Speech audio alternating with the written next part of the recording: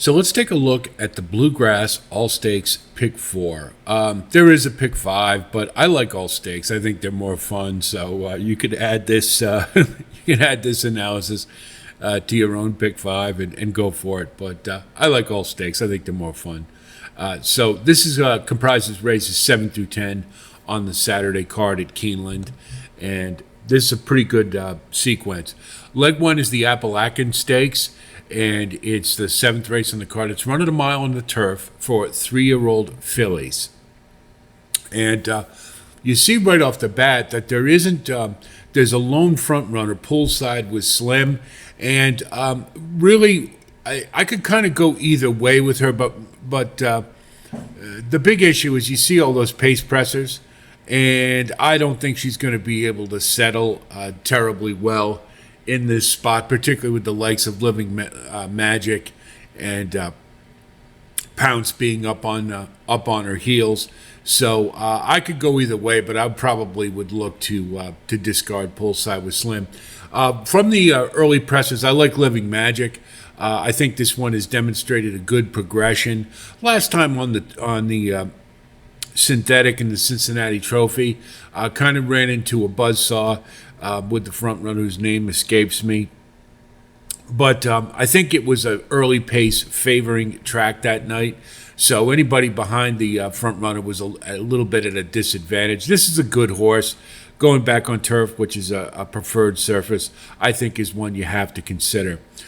Cairo, I'm not sure how to pronounce it, is an import for Cherie DeVoe, and she's pretty good with North American imports for the first time.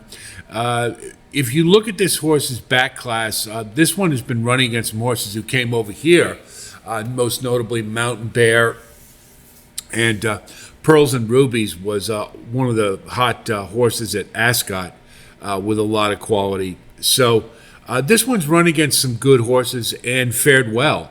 So I think it's logical to believe that Cairo should be a good fit here. And, is listed, I listed as an EP, but this one can kind of run however is necessary. That's what the Europeans do. And that probably would be the best thing to do in this field. But, she could very well go to the lead, too. And if I would consider that to be an extremely good sign, because then they just think they've got a ton of horse. But I think this is one to use for sure. I really liked Pounce's last effort. Had a little bit of trouble in the stretch, and was still able to get up in time, and that was a pretty good field with Life's an Audible. I think this one is ranging upward, and I think I should expect a good effort here. I really like Pounce as a win candidate. Austere also had trouble in her last race and came out of the Breeders' Cup Juvenile Fillies, where she did better than I expected, and to debut this year with a career high, which you always want to see. And again, noting that she did have some trouble, looked like she had plenty in the tank left, I think it's logical to expect that she's going to move forward here, so I like Austere. Buku has not run since the Breeders' Cup. And I loved this horse last year. I had her at Keeneland last year and was very happy to.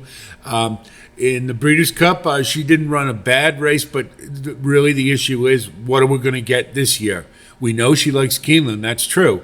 We just don't know if she's made any type of progression, and it's been a while. So you do also have the Breeders' Cup Bounce to think about. I think if she does come back to the form she displayed last year, she's good enough to factor in, not being at 100%. But if you threw her out, I wouldn't blame you at all.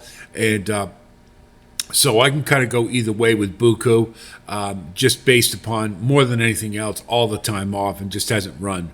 Want to see that. Grecian Goddess is your classic Chad Brown.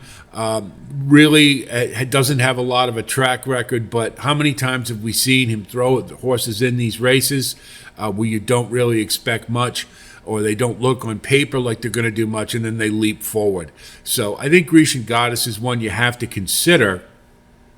I do think Pounce and Austere are the ones to beat here, as well as Cairo, but Grecian Goddess probably more likely to get up in the exotics, but you're probably going to get a decent price with those others looming here, and you don't get Chad Brown at a price too often, so definitely one to consider. Leg 2 is the Madison Stakes. It's at 7 furlongs for 4-year-olds and up, and it's the 8th race on the card. And this is a pretty good field. It's you see Alva Star here. Her last race was, I thought, was just awesome, and she just got run down by Vava, and Vava just ran a little better race, but I thought Alva Star was awesome at 7 furlongs, and I really don't know how she lost that race. She comes back and runs that again here. She's going to be awfully tough to beat. I like Alva Star a lot on the front end to take them all the way. Red Carpet Ready came back from what was, towards the end of the year was a little disappointing 3-year-old campaign. But she came back this year with a career high in her last race, and I think has bounced back. 7 furlongs is a wheelhouse distance for her, and I expect her to be prominent here. I like Red Carpet Ready. Big Pond is coming from the West Coast. Yes, I know. But Phil D'Amato, when he ships to Keeneland, usually there's some good intent there. And this horse has demonstrated some good ability. And dealing with Daddy's Ruby, who we just saw last week run a huge one, who's a really nice horse. Big Pond has got the better of her. So there's definitely some quality here. Should be right up on the pace. And I like Big Pond as one to use in this spot. Vava is, I think, I'm just not sure that she's going to run back to that type of effort that beat Alva Star more than anything else. I think this race is going to be run more up on the front end. I'm not sure there's going to be enough pace for late runners to chase Alva Star down. And that's really what I'm thinking. And if anybody's going to do it, it's going to be somebody closer, and that'll be Red Carpet Ready. So I think Vava may have run her best race, and I like her more for underneath. Mary Quay Contrary, 7 furlongs is a wheelhouse distance for her. The problem is this isn't at Gulfstream, and she hasn't been as successful outside of Gulfstream. And you do have to wonder about that a little bit. And it looks to me like just the last couple of races really haven't been terribly good. And again, moving her back to a shorter distance, moving her back to one that's favorable to her should help. But I'm really not that confident that she's going to be able to have that big-time closing kick, and I don't think she's going to have the pace that would make it an ideal scenario. So to me, Alva Star is the one to beat here, but Red Carpet Ready, I think, is a very close second. Leg 3 is the Shakertown Stakes. It's a Grade 2. It's the 9th race on the card. It's run at 5.5 furlongs on the turf for 3-year-olds and up. And that's always interesting, particularly for these turf sprints, that you get 3-year-olds facing older, for many of them, the first time. And this is I'll tell you what, right now, this is a pick'em race all the way across. It is very, you don't have Caravel, which you had last year, so you don't have that horse to point to as the controlling speed. Yes, I Am Free, I think, is going to be very compromised by being out in the 12 hole. So to me, it's kind of got a weird race shape. I'm not necessarily sure who will be on the front end. And a lot of the horses are in kind of okay form, not great. And a lot of them are coming from Gulfstream. And sometimes Gulfstream form doesn't translate terribly well. So this is kind of a pick and pray kind of race. You could go a lot of different ways. There are a couple horses that are most notable, I think. When you look amongst the early runners, obviously that's where you want to start in a turf sprint. As I mentioned, Yes, I Am Free. I think the 12 hole is a big problem, considering everything to the inside. Beer Can Man finally has a decent post. The last couple, he's been parked on the outside. I like this horse. He gives his all every time, and being in a good post position, I think maybe that will allow him to factor in this race. So I like Beer Can Man. Coppola is probably one that's going to try to get the lead because that's the way Dale Romans trains. He wants his horses up on the front end, and this one is completely capable. At 5 seems to be rounding into top form, and I think you're probably getting Coppola at about the best he's been at. So for that reason, 11 hole is tough. There's no question about it, but I think maybe has a little bit of a speed figure edge, and for that reason, I'm going to use Coppola. Now, we get to the later runners, and I think this is where probably the better horses are. It's just, again, is there going to be pace for them to run to? It's a really weird shape.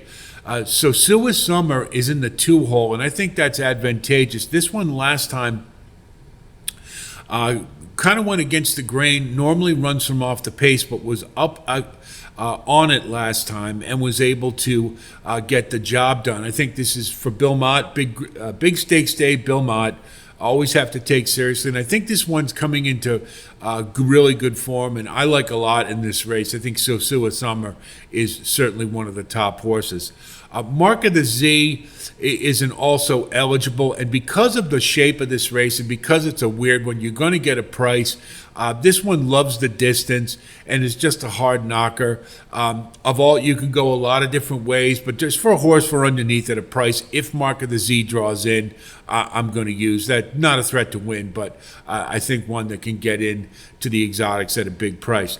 Mischief Magic, of course, we remember from the Breeders' Cup Juvenile Turf Sprint back at Keeneland a couple years ago, where he won. Had a pretty disappointing 3-year-old campaign, I'd say. Didn't really build off of it, but has come back at 4 and seems to have shaken off some of the cobwebs, maybe needed to grow a little bit, but looks to be coming into this race in pretty good form, and we already know he likes the track. So I think Mr. Magic, Charlie Appleby, and you get Tyler Gaffleone. He and Flavian Pratt are just burning up all the stakes this year. So I think it's very logical to take Mr. Magic. Yes, the price is going to be short, but and in this field, I might add, that's not what you want. But I just think is too obvious to overlook. Then we're going to throw in Front Run the Fred, much of the same reason for Mark of the Z. You know, a late runner, you're going to get at a price. Who's okay at the distance, okay at Keeneland, and you get Ray Lou Gutierrez, who, as we know, is one of those jockeys that can pull off a big race when you least expect it, perhaps. So I throw Front Run the Fed in here. But again, there's a lot of different ways to go. I could see using Amon. I could see using Arzak, even Let My People Go. There's just a lot of different ways to go. I'm just trying to pick ones that I think look like they're ready to run a good race with some value, but to single out a couple, So Sua Summer and Mischief Magic, I think are the logical top 2. Leg 4 in the final leg, of course, is the Bluegrass Stakes. It's a Grade 1. It's the 10th race on the card, running a mile and an eighth for 3-year-olds. This is a great field, really nice field. We've got a lot of familiar faces. We've got that rematch of Dornoch and Sierra Leone from the Remsen Stakes that was such a corker that got us all excited about these two. And you've also got some new shooters. Encino Sees the Gray, Lat Long, who we haven't seen since for the fairgrounds, and Epic Ride moving in from the synthetic, Encino as well. We look at this field, and I had noted on my individual posting for this race, which I encourage you to take a look at for a little more in-depth analysis, that Epic Ride to me is like the key horse for this race. Now, I haven't used him here, but I could certainly see using him. I want to make that clear. This horse, I think, moving from synthetic to dirt is going to run a big one. However, I don't know that Epic Ride has enough on the front end to take down, get by Dornoch, and then take down the late runners. but is an intriguing prospect. You're certainly going to get a price. What I think Epic Ride's role here is maybe to soften Dornoch up a little bit. I just have a feeling that they're going to lock horns early. If they don't, you've got some others. Chad Brown's loaded this race with rabbits. You got Good Money and Top Connor, I think, are both going to be forwardly placed as well. And I think that's certainly to set things up for Sierra Leone. So there's going to be a lot of early pace in this race. I don't think there's any doubt about that. And to me, Epic Ride, that's his role more than anything else. Now, if he wants to rate off the front runners, then he could factor in this race. I just have a feeling it's going to be a little much for him. But again, I think he's going to run a good race. And if you want to use him, and it'll be a game time decision for me. If I can get some really good odds on him, I'll throw him in the mix. Right now, I think Dornoch's got the edge. The main thing with Dornoch is the pace fractions are superior to the other horses in this race. So that what that tells me is that this horse can withstand any type of pressure and stay in the race. If you look at the Remsen fractions, that's exactly what happened. The pace was pretty quick, and yet Dornoch was able to hang in there. And in fact, found a little bit left to get by Sierra Leone when we thought he was beat. Did not like the Fountain of Youth. I've said that before. I think this horse is still green. And as I've said ad nauseum, I know a lot of my viewers, the experienced ones, have heard this too many times from me probably, but Dornoch, Danny Gargan said Dornoch likes to wait for horses. And that really bothers me. And I think that's why they put him on the front end, because if he is waiting for horses, that's one that necessarily doesn't have that competitive zeal to get the job done. So I'm a little reticent about that. Plus, the other thing is this horse is still kind of green. So maybe that's why Mage, his full brother, didn't run it too. But this one has talent. There's no doubt about it. And if anybody is going to win this race other than a late runner, I think Dornoch would be the one who can do it. Lat Long is a Kenny McPeak. Who knows, right? From one race to the next, you never know what you're going to get. But this one came off the bench in the Lecomte and showed me a lot. Had shown a lot of ability at 2 years old. Had faced a lot of pretty good horses in the maiden ranks and otherwise. And now firing fresh. Kenny McPeak is a hard boot Kentuckian. He loves Keeneland, wants to run big on that day. So I expect Lat Long is going to run a big race. Should be sitting off the leaders, and you're going to get a price. Don't think this one's good enough to win it, but I think you can get underneath in the exotics with some good value. Seize the Gray has looked like a new horse this year. Came off the bench and ran a really nice allowance race. Followed it up with the Jeff Ruby, where I didn't think he ran badly at all on the synthetic, and I'm willing to give him a pass because of the surface. So now coming in third off the layoff, which, believe it or not, is a very good angle for the coach, D. Wayne Lucas. And he's rolling the dice. He's taking his shot here to get this one in the Derby. And stranger things have happened, but I don't know that this one quite has the top end to do it. But I think is going to offer some really good value. And I'll expect is going to run a big race, and I think will be probably in the exotics is more likely, but you never know. It's an intriguing prospect, to say the least. Mugatu was for the value only. I think this horse will just be running late and will get up when a lot of these you see these early runners are backing up. Most notably, Top Connor, I want to mention. I think it's a little much asking this horse to go into graded stakes off of one race. To me, certainly Chad Brown can get them ready, but I can't bet on Top, not with the talent in this field. And also mentioned BU. This one showed some promise at Saratoga, didn't build on it, finally broke his maiden and did so okay, but it was around one turn, and the class level was the same as his debut effort. Again, this is Mike Rapoli, I think, just throwing him up against the wall, see what sticks, and the price is going to be too short for me. So if you were wondering, that's why I'm throwing out BU. So let's come to the late runners, where I think the meat of this field is. Sierra Leone, came off the bench in the Risen Star and did what he really something extremely impressive. He closed off a slow race, a slow pace, and a runaway front runner in Track Phantom, who you can say what you want about Track Phantom, but he does keep running and is one-paced and has a pretty good cruising speed. And for Sierra Leone to close into that and get the win I think shows a lot about this horse. Now, he's a big horse. We don't know quite how tactical he is. He did show some of that in his maiden, but we're not sure about that. And that's the only thing that maybe if there's any type of trouble on the back, when you do have two closers, sometimes that can occur. Optimally, you like to have one closer back there if you like them, but these are nitpicking things. Sierra Leone's an excellent horse. He seems to be making the progression well. And I think the Kentucky Derby obviously is the end goal. Chad Brown likes to plan ahead. So this is the second in the 3-race cycle.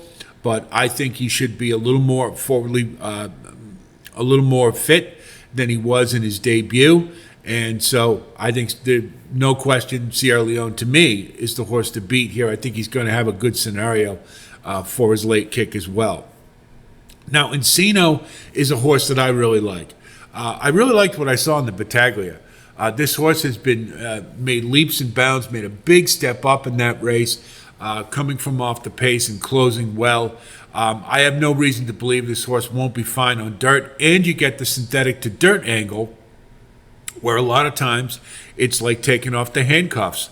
They get onto dirt and they have the fitness of running on synthetic and the easier footing to run on, and it means a better race a lot of times. And I think you're going to get a price with Encino. I believe he's I'm not sure what the morning line is right now. I did hear 12-1, and that is an outstanding value for a horse I think I like a lot in this race, and I think is going to be coming late with Sierra Leone. So to me, Dornoch of the early runners, I think can withstand some pace challenges. It is going to be easy or not easy, and the race shape really doesn't set up terribly well for him, but he may have the class to be able to withstand it. Watch out for Epic Ride. If you can get a decent price, maybe one to throw into the mix. But I think Sierra Leone is the one to beat, followed very closely by Encino. So if we take a look at our pick 4 ticket, we're going to go leg 1, race 7, 5, 6, and 10. Leg 2, race 8. I think it's one or the other, 2 or 6. We're going to definitely spread in the Shakertown, these turf sprints. That is the race that concerns me the most. You can go 6, 7 deep in that race and still not cover all of it. But we're going to go with 2, 3, 4, and 11.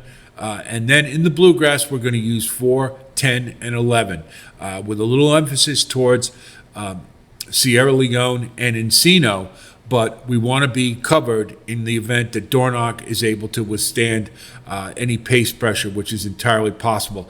If you wanted to throw in Epic Ride as a value play in this race, I would not blame you at all. I'm just a little uncertain about the race shape and him being able to hang in there. That's what it is more than anything else. So 3 times 2 times 4 times 3 is 72. So at a 50-cent base, that's a $36 ticket. Nice and economical for what is probably going to be a pretty chalky sequence. And we're just going to hope we can get a price home, most notably in legs 1 and 3, or if we can get Encino home in leg 4. But should be a fun one to watch nonetheless. So wish you the best of luck in it.